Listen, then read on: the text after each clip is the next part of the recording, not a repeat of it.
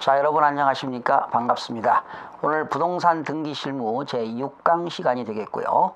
자, 지난 시간에 여러분 등기를 신청할 때는 등기 권리자인 매수인과 등기 의무자의 매도인 둘이 다 공동 신청주의가 되겠죠. 그러니까 매도인과 매수인이 등기소에 방문해서 공동으로 신청해서 등기할 것을 규정하고 있습니다. 그러나 이 시간에는 공동 신청주의 외외 규정이 있습니다. 그러니까 공동으로 신청하지 않고 단독으로 신청하는 규정, 외외 규정이 9가지가 있는데요. 자, 이 시간에 살펴보겠습니다.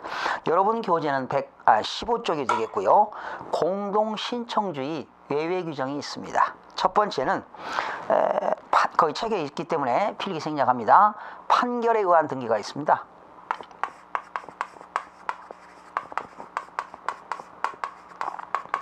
법원으로부터 민사소송이나 행정소송에 의해서 판결문을 받았는데요. 그 판결문을 받은 사람이 등기 권리자일 수도 있고 등기 의무자가일 수도 있거든요. 그러한 판결문에 의해서 등기를 신청할 때는 단독으로 신청할 수가 있습니다. 거기 보시죠. 판결에 의한 등기는 승소한 사람입니다. 그 승소한 사람이 등기 권리자일 수도 있고 등기 의무자일 수도 있는데 단독으로 신청할 수 있다. 이것이 부동산 등기법 23조 4항에 나오는 겁니다. 거기 박스에 4라고 나온 것이 23조 4항에 나오는 내용입니다. 두 번째입니다. 상속에 의한 등기가 되겠어요. 상속에 의한 등기. 역시 상속에 의한 등기도 상속인들이 단독으로 신청할 수가 있겠죠. 피상속인은 어떻습니까? 지금 돌아가신 분이 피상속인이고 상속인은 상속받은 사람들이 되겠습니다. 상속으로 인한 등기는 등기 권리자가 단독으로 신청할 수 있습니다. 23조 3항에 나와 있죠. 거기 박스 3항 보세요. 상속이라든가 법인의 합병, 그 밖에 대법원 규칙으로 정하는 여러분 상속은요, 줄거세요. 포괄승계입니다. 피상속인의 재산이나 피상속인의 부채나 상속인들이 모두 승계하기 때문에 상속은 포괄승계라고 하는 겁니다. 이런 포괄승계에 따른 등기는 등기 권리자가 단독으로 신청할 수가 있습니다. 세 번째, 자, 등기 명의인 표시 변경 등기가 있습니다. 등기 명의인 표시 변경 등기. 그리고 등기 명의인 표시 경정 등기가 있습니다. 변경 등기와 경정 등기에 대한 사례를 설명하지요. 지금 등기 명의인이라고 하는 것은 등기부상에 등기가 되어 있는 사람이잖아요. 그 명의인 표시 변경 등기는 예를 들면 내가 주소가 이사 갔어요. 등기부에 지금 등기되어 있는 주소가 있는데 주소가 이전돼서 주소 이전으로 이사를 가게 되면 그 부동산 명의 등기인의 주소가 변경되게 되면 명의인 표시 변경 등기를 해야 할 겁니다. 주소 변경입니다. 그러니까 전거가 되겠죠. 그러니까 등기 목적은 이따가 또 공부하겠는데 여기 등기 명의인 표시 변경 등기. 등기 원인은 뭐가 될까요? 이건 등기 목적이고 등기 원인은 전거입니다. 전거라고 하는 건 이사 간 거니까 주소 이전이 되겠죠. 주소 이전. 이렇게 되겠고요. 경정 등기라고 하는 것은 내가 등기를 신청했는데 신청 당시에 주소가 잘못된 거지요. 그래 등기부를 보니까 주소가 잘못된 거예요. 주소가 잘못돼서 다시 경정 등기를 하는 경우가 있습니다. 이때는 뭐가 될까요? 주소가 잘못됐다. 신청착오라고 하면 되겠죠. 신청착오. 그죠? 등기 원인이 주소가 잘못된 겁니다. 주소가 잘못돼 가지고 다시 등기를 다시 신청하는 거지요. 그러니까 내가 신청할 때 주소가 잘못돼 가지고 신청착오로 인한 주소를 바뀌는 것, 경정등기라고 하는 겁니다. 아시겠죠? 이런 예가 되겠습니다. 그래서 이때 거기 등기 명의 표시의 변경이나 경정등기는 등기 명의인 단독으로 신청할 수 있다 나와 있습니다. 그 다음에 그래서 이제 6항에 부동산 등기 명의인 표시의 변경이나 경정의 등기는 해당 권리의 등기 명의인이 단독으로 신청한다 나와 있습니다. 네 번째, 촉탁에 의한 등기입니다.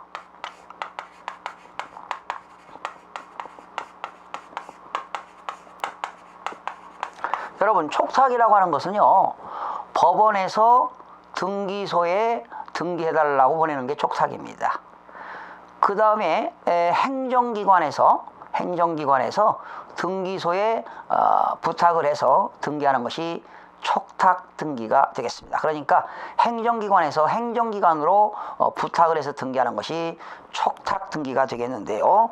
자, 촉탁 등기도 단독으로 신청할 수가 있습니다. 예를 들어 보겠습니다. 자, 국가 또는 지방자치단체.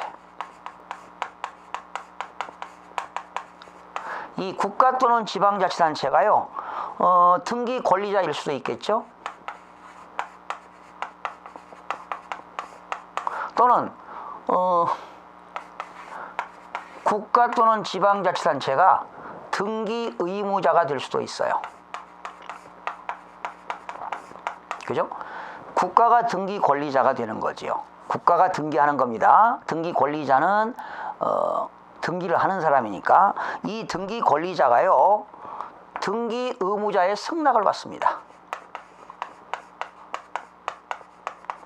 등기 의무자의 승낙을 받아가지고 국가가 등기를 신청하는 거지요. 그죠?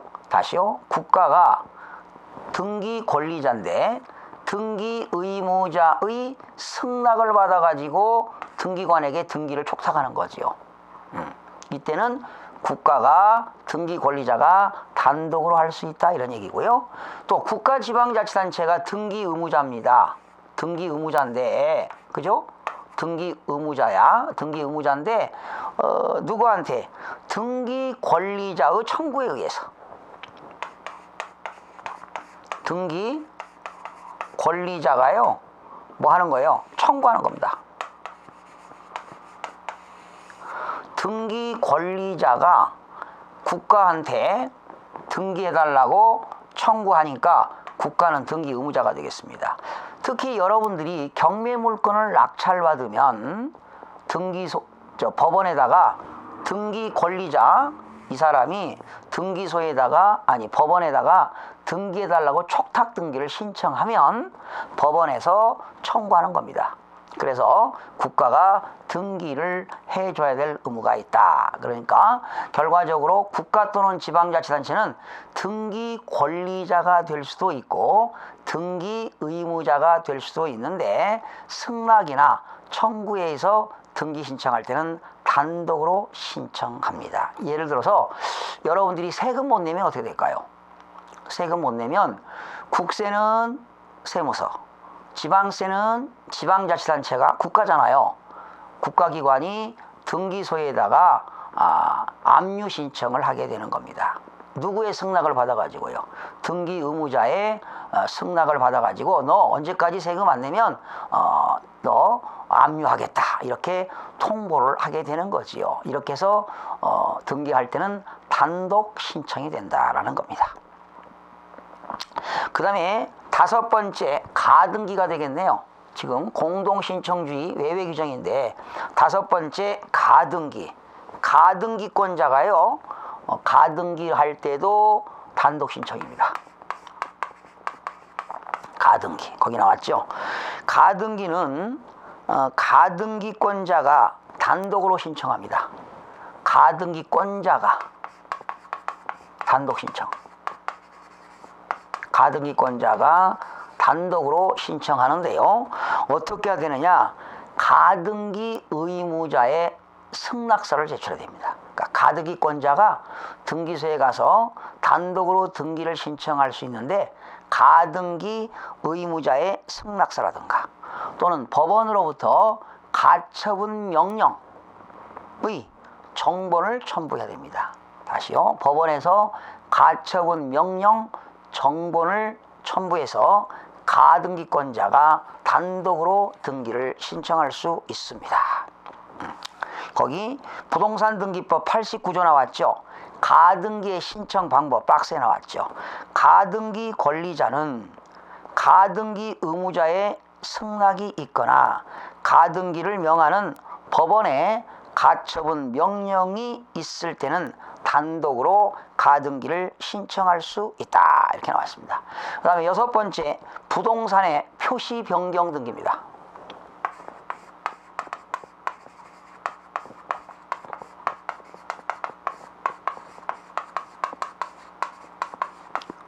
여러분, 이 부동산의 표시라고 하는 것은 다른 말로 부동산 목록이죠. 부동산에는 토지가 있고 토지 외에는 어떤 정착물이 있는가, 이런 정착물들의 부동산의 목록이 되겠는데 그런 목록의 변경 등기 또는 경정 등기도 단독으로 신청할 수가 있습니다. 그 다음에 7번째 필기 생략합니다. 수용으로 인한 소유권 이전 등기입니다. 수용으로 인한 개인 땅을 수용당했습니다. 그러면 수용을 해서 등기하는 수용으로 인한 소유권 이전 누가 할까요? 등기 권리자입니다. 등기 권리자. 수용으로 인한 소유권 이전 등기는 등기 권리자가 단독으로 신청할 수가 있습니다. 그 다음에 8번째 부동산의 신탁 등기입니다. 신탁 등기. 자, 신탁법에 의해서요, 위탁자가 있고 수탁자가 있는데 이렇게 수탁자가 단독으로 신청할 수가 있습니다. 다시요. 신탁 등기입니다. 신탁법에 의하여 위탁자의 재산을 수탁자가 신탁 등기할 때는 수탁자가 단독으로 신청할 수가 있습니다. 그 다음에 9번째 미등기 부동산 소유권 보존 등기입니다. 미등기 부동산의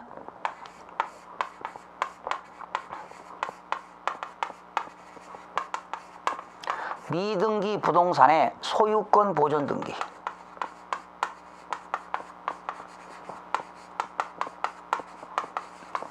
지금 등기가 안 된 부동산이 미등기 부동산이 되겠죠. 그렇게 미등기 부동산을 최초로 소유권 보존 등기하는 겁니다. 최초로 등기하는 거지요. 거기 미등기 토지, 미등기 건물에 관한 보존 등기는 그 다음 어느 하나에 해당하는 자가 신청할 수 있다. 보세요. 기역 토지대장이라든가 임야대장, 건축물 대장에 최초로 토지대장, 임야대장, 건축물 대장에 최초로 소유자로 등록되어 있는 자, 최초로 등록되어 있는 자 또는 상속인 또는 그 밖에 포괄승계인은 미등기 부동산에 대해서 최초로 소유권 보존 등기를 단독으로 신청할 수가 있습니다. 또 법원으로부터 확정 판결로 인해서 자기의 소유권을 증명하는 자, 법원으로부터 확정 판결에 의하여 소유권을 증명하는 자도 단독으로 신청할 수가 있고요. 수용으로 인하여 소유권을 취득하였음을 증명하는 자, 수용으로 인하여 소유권을 취득하였음을 증명하는 자는 미등기 부동산에 대해서 소유권 보존 등기를 단독으로 신청할 수가 있습니다. 네 번째는 거기 9번째 리을에 보면은 특별자치도지사, 제주특별자치도 있죠. 또 시장, 군수, 구청장의 확인을 받아가지고 자기 소유권을 증명하는 자, 특별자치도지사, 시장, 군수, 구청장으로부터 확인을 받아 자기의 소유권을 증명하는 자는 소유권 보존 등기하는데 이때는 건물에 한한다는 겁니다. 토지는 아니고요. 건물에 한해서 시장, 군수, 구청장으로부터 자기 소유권을 증명하는 자는 건물에 한해서 미등기 부동산에 대해서 소유권 보존 등기를 단독으로 신청할 수가 있습니다. 자, 지금까지 설명드린 것은 원래는 매도인과 매수인이 공동신청주의가 되겠지만 공동신청주의 외외 규정입니다. 단독으로 등기소에다가 등기를 신청할 수 있는 9가지에 대해서 살펴봤습니다. 자, 이제 17쪽에 보니까 당사자 출석주의입니다. 당사자, 거래 관계자지요. 만약에 매도인과 매수인이 있다면 그 매도인과 매수인이 부동산을 매매한다면 둘 다가 본인 당사자가 되겠습니다. 당사자는 당사자 출석주의입니다. 등기는 등기 권리자, 등기 의무자 또는 대리인이 등기소에 출석해서 신청해야 한다. 그러니까 공동신청주의이기 때문에 매도인과 매수인이 당사자가 출석해서 등기를 신청해야 되는데, 그런 당사자의 대리인, 변호사라든가 또는 법무사가 대리권을 갖지요. 그런데 이때 법무사나 변호사가 직접 등기소를 방문해서 대리 업무를 하는 게 아니라 거기에 근무하는 사무원들이 대리로 신청을 하게 되겠죠. 등기소에 출석해서 신청합니다. 거기 다만 나왔죠. 대리인이 변호사라든가 법무사인 경우에는 대법원 규칙으로 정하는 사무원을 등기소에 출석하게 해 등기를 신청할 수 있습니다. 그러니까 법무법인에서 근무하는 사무원들, 또 변호사, 법무사 사무실에서 근무하는 사무원, 또 법무 합동 사무실에서 근무하는 그런 사무원들이 대법원 규칙에 의해서 등기를 신청할 수가 있습니다. 이것이 당사자 출석주의가 되겠습니다. 자, 세 번째입니다. 등기소 및 등기부입니다. 여러분, 등기소라는 건 뭡니까? 등기소라는 게 뭐예요? 등기 업무, 등기 사무를 지급하는 국가기관을 말하겠죠. 그죠? 국가기관을 말한다. 관할등기소는 어떻게 될까요? 관할등기소는 그 부동산 소재지를 관할하는 지방법원. 그 지방법원 밑에 지원이 있죠. 지원. 의정부 지방법원 고양지원, 춘천지방법원 속초지원, 수원지방법원 여주지원, 수원지방법원 성남지원, 뭐 이런 식으로 지방법원이라든가 지원 또는 등기소에서 등기를 담당하게 된다. 그러니까 그 부동산 소재지를 관할하는 지방법원 또는 지원 또는 관할하는 등기소에서 등기 업무를 담당하게 되는 겁니다. 여러분, 등기부라는 것은 말이죠, 지금은 다 전산등기부지요. 그래서 우리 등기관에게 등기를 신청하면 등기관이 전산정보 처리 조직에 의하여 전산정보 처리 조직에 의해서 전산정보 처리 조직에 의하여 등기관이 입력 처리된 등기 정보 자료를 편성하는 것이 바로 등기부가 되겠습니다. 그러니까 등기부라고 하는 건 공적 장부죠. 등기부라는 것은 전산 정보 처리 조직에 의해서 입력 처리된 등기 정보 자료를 대법원 규칙에 따라서 편성하는 것을 등기부라고 하게 됩니다. 이때 등기부의 종류에는 뭐가 있나요? 등기부의 종류에는 토지 등기부가 있고 건물 등기부가 있습니다. 등기부의 종류입니다.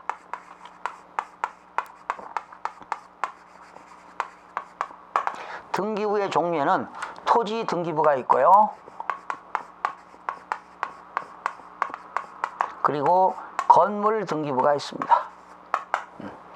그러나 이 건물 등기부에는 일반 건물이 있고 집합 건물이 있죠. 일반 건물에 대한 등기부가 있고 집합 건물. 집합 건물은 구분 건물을 말합니다. 층별로 호수별로 등기가 된 것, 집합건물, 아파트라든가 또 큰 근린상가라든가 다세대 이런 것들은 집합건물이 되겠습니다. 그래서 거기 등기부는 토지 등기부와 건물 등기부로 구분된다 나왔습니다. 전산 등기부 양식을 보실까요? 전산 등기부는요, 우리가 지금 다 등기소에서 관리하는 것이 전산 등기부인데요. 전산 등기부 좌측에는 뭐가 들어갑니까? 부동산 소재지. 부동산이 어디에 소재하고 있느냐. 그리고 소재와 지번이 들어가지요. 또 건물의 명칭 및 그 건물의 번호가 들어갑니다. 그리고 등기부 우측 상단에는 그 부동산별로 고유번호가 기재가 됩니다. 너무 추상적인데요. 이따가 등기부를 보도록 하겠습니다. 그 다음에 등기부에는요, 세 가지가 있습니다. 등기부에는 표지 등기부가 있고 건물 등기부가 있고, 건물 등기부는 일반 건물이 있고 집합 건물이 있는데, 등기부에는 세 개가 있습니다. 여기 토지 등기부에도 표제부가 있고요, 그리고 갑구가 있고 물구가 있습니다. 그러니까 토지 등기부에는 표제부, 갑구, 물구, 또 일반 건물도 표제부, 갑구, 물구. 이 집합 건물은요, 집합 건물은 표제부가 두 개가 있어요. 전체 한 동의 건물 전체의 표제부가 있고, 전유 부분에 대한 표제부가 있는데요. 이따가 한번 살펴보겠습니다. 이 표제부라고 하는 것은요, 사실관계를 기록하는 겁니다. 사실상 권리관계, 사실관계. 거기 이따가 공부할 겁니다. 사실의 등기를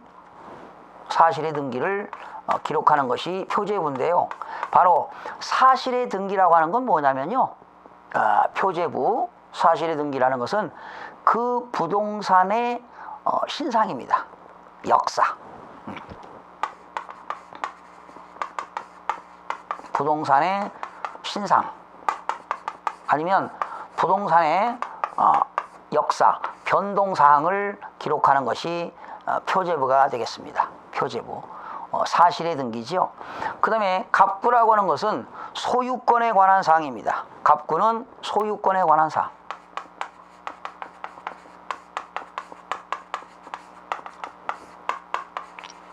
소유권. 갑구는 소유권에 관한 사항입니다. 최초로 등기하는 소유권 보존 등기, 그리고 소유권 이전 등기, 뭐 이런 것들이 갑구에 기록되는 것이 되겠습니다. 소유권에 관한 사항. 그리고 물구라고 하는 것은 소유권 이외의 권리에 관한 사항입니다. 소유권 이외의 권리에 관한 사항.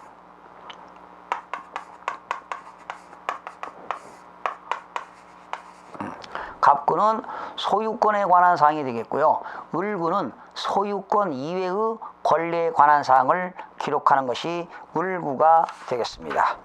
그래서 여러분 거기 18쪽 보시게 되면 표지부가 쭉 나와 있죠.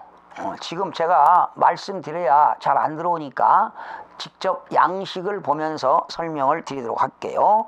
5번째는 갑구, 6번째는 물구가 나와 있죠. 그리고 박스 보니까 갑구, 물구의 기재사항은 뭐 순위번호가 나왔다, 제일 위에 이제 순위번호, 등기 목적, 그리고 접수 연월일, 등기 원인, 권리자 및 기타 사항, 뭐 이런 것들이 나오는데요. 표지부하고요, 갑구하고 그 내용이 좀 달라요. 그래서 우선 여러분 19쪽에는 건물 등기사항 증명서 예시가 나와 있고요. 우선 20쪽 토지부터 좀 보겠습니다. 건물 보시기 전에 토지 등기부를 살펴볼게요. 20쪽에 보면 토지 등기사항 전부 증명서 예시 나왔죠. 등기사항 전부 증명서 가로 열고 말소사항 포함해가지고 토지가 나왔죠. 그러니까 좌측에는 뭐가 들어갑니까? 토지의 지번이 들어갑니다. 소재와 지번. 부산광역시 관이 아니라 광역시죠. 부산광역시, 부산진구, 부전동 93에 13 나와 있죠. 그러니까 집원 뭐가 나왔어요? 주소가 나왔잖아요. 주소. 소재와 지번이 나와 있습니다. 소재와 지번. 그래서 거기 93에 13이라고 나왔죠. 이 앞에 있는 것을 이건 다시는 의가 되겠고요. 이거는 본번. 이거는 부번입니다. 번지수가. 본번, 부번. 소재지가 나왔고 지번 93-13. 93에 13. 그래서 표제부의 좌측 상단에는 소재와 지번이 들어갑니다. 그래서 토지 해가지고 여러분 이 지금 표제부라고 나왔죠. 이 표제부는 사실의 등기사항을 기록하는 겁니다. 즉 부동산의 신상과 역사를 기록하는 거니까, 즉 부동산의 역사의 변동사항을 기록하는 것이 표제부가 되겠습니다. 그리고 오른쪽에는 고유번호가 나오지요. 거기 고유번호라고 나옵니다. 고유번호가 어떻게 나옵니까? 1841 나왔죠. 고유번호 1841, 그리고 19996, 그리고 다시 147103. 자, 이 고유번호는요, 번호가 4글 4, 4, 6입니다. 총 14가지로 되어 있습니다. 14자리. 14자리로 되어 있는데, 이 앞에 있는 요 18이라고 나와 있잖아요. 이건 고유번호 중에 뭐냐? 전산 등기소를 얘기합니다. 전산 등기소. 그리고 요 1996이라고 나왔죠. 이거는 전산 이기년도를 말합니다. 전산 이기년도가 되겠고요. 147103이라고 하는 것은 전산 이기 순서를 말합니다.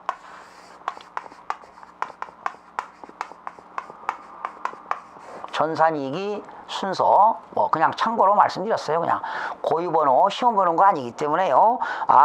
고유번호는 14자리가 있다, 이렇게 하시면 되겠어요. 그래서 표제부는 부동산의 역사를 기록하는 거니까 토지에 표시해 가지고 칸이 3, 4, 5, 6칸 나왔죠. 첫 번째가 표시번호 1번. 접수는 1999년 11월 4일. 여러분 표제부에는요, 접수 일자만 있지 접수번호는 절대로 나오지 않습니다. 접수 일자가 있고요. 소재는 부산광역시 부산진구 부전동 93-13번지 소재와 지번이 나와 있고요. 지목은 토지 이름이지요. 대가 되겠네요. 토지 지목에는 28개 지목이 있는데 대가 되겠고, 면적은 661.2 제곱미터가 되겠고요. 그 다음에 등기 원인 및 기타 사항이 나와 있습니다. 부동산 등기법 규정에 의하여 전산 이기했다. 언제? 2000년 3월 10일 날 전산 이기가 됐는데요. 이것이 표제부의 양식이 되겠습니다. 표시번호입니다. 접수는 접수일만 있지 접수번호는 없습니다. 소재와 지번이 들어갔고요. 지목이 들어갔고요. 면적이 들어갔고요. 등기 원인 및 기타 사항이 들어갔습니다. 다음 시간 계속 이어서 등기부 살펴보도록 하겠습니다. 여러분 다음 시간에 뵙겠습니다.